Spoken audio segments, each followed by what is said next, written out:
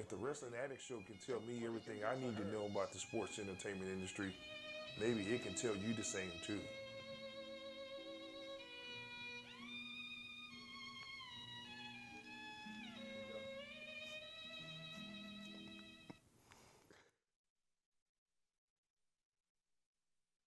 Now, welcome back, folks. So we're here back with Jolivet. We're talking NFL football. We went around the horn, around the league a little bit, and now we want to talk about the hometown team, Houston Texans, who kicked off their training camp this morning. We were there covering it. I wasn't there, but team was there. Rich was there. So what we're going to do is Rich is going to join us and tell us about what he saw out there today. Rich, you there? Yeah, I'm here. Okay. So just like I said, tell me what you saw out there. What was the atmosphere like out there first day of training camp? Well, the first day of any training camp, for all intents and purposes, is what I call the Easter Sunday of the NFL season. So it's where all the people, both as well in media as well as people in personnel and former players, etc., kind of show up, kind of show face. They hadn't been around in a while. Very light practice today. They just went through some very, very basic drills, a whole lot of one-on-one, a lot of fundamental type things. They did some kickoffs, some punt returns.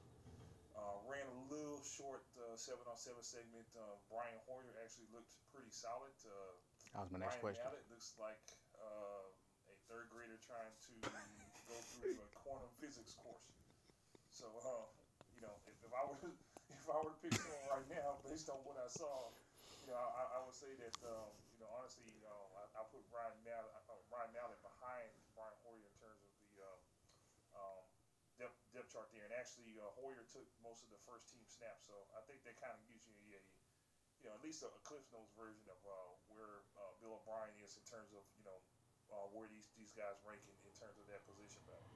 Now, and that was my next question, because that's obviously the hot button topic here in Houston. I mean, let's be honest. If they were 9-7 with the quarterback troubles last year, if they would have had at least decent quarterback play, they probably would have made the playoffs. Mm-hmm. So that's really the only weakness on that team, as far as you can see, is quarterback.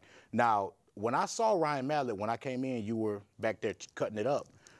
Mallett looked slim to me. Did he slim up? It looked like he lost some weight. He looks like he's like he in better shape. About, 10. Well, I wouldn't say lighter, but he definitely looks slimmer. Okay. Now, was there any specific player that might be off the radar that stood out to you that you want to mention? Not really, because today, like I said, was very light. There wasn't really an opportunity for anyone to shine. Raheem Moore did have an interception, but it was pretty much a communication type thing between Fedorowicz and Brian Hoyer. He just picked off pretty much a punt. It was just that wide open. Okay.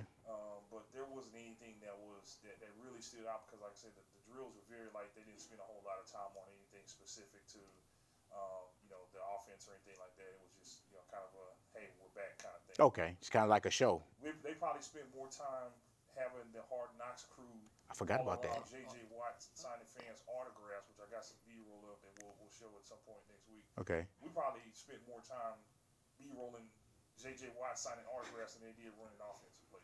Which, like you said, that's kind of the it's Easter Sunday of football. Right. Like I said. All right, Rich. Appreciate you, man. No problem. All right. So, By the way, the Lions suck. Yeah, they do. You lucky we live now, because if we were still cutting, I'd have something for you. So, just real quickly, what I want to throw in is Jadeveon Clowney is starting off on the PUP list, which means nothing in the preseason. He wasn't gonna play no way if they're smart. Akeem Dent is starting on the PUP list, another inside linebacker, who they were looking at to be a big time player.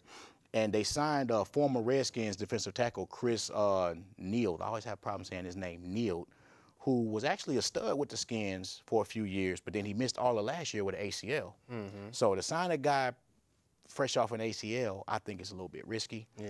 But they need the depth. I mean, you don't know what's going to be up with Clowney. You don't know what's going to be up with Dent. So they need the depth on the defensive side of the ball. So that's that with that. Of course, BTP will be in the house for all the Texans training camp. I can't say who's going to be there because everybody's got different schedules, and their personal life and things like that. That's why I wasn't there this morning. but that's why we got a team. Because no matter what, somebody gonna be there. Somebody. You know, that's the squad. So we gotta cover them.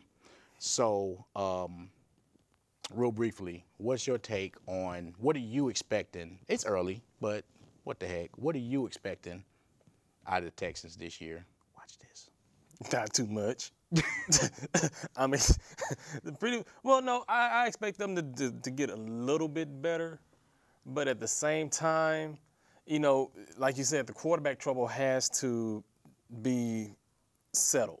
They have to get something consistent with the quarterback. So therefore, it's like, you know, once the quarterback question gets answered, we'll know. Right. Because we know defensively they're going to do some things. They replace some cornerbacks. They replace some DBs. So they should be fine on that end. Mm-hmm. You know, it's a matter of injuries on defense. Can they stay healthy? That's all it is. Yep. And can the quarterback situation be handled? And how are they going to adjust to life after number 80? Right.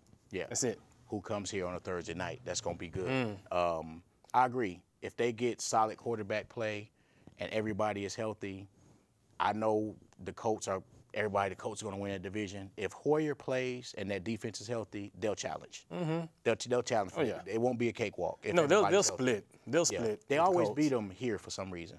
Well, except the past couple years.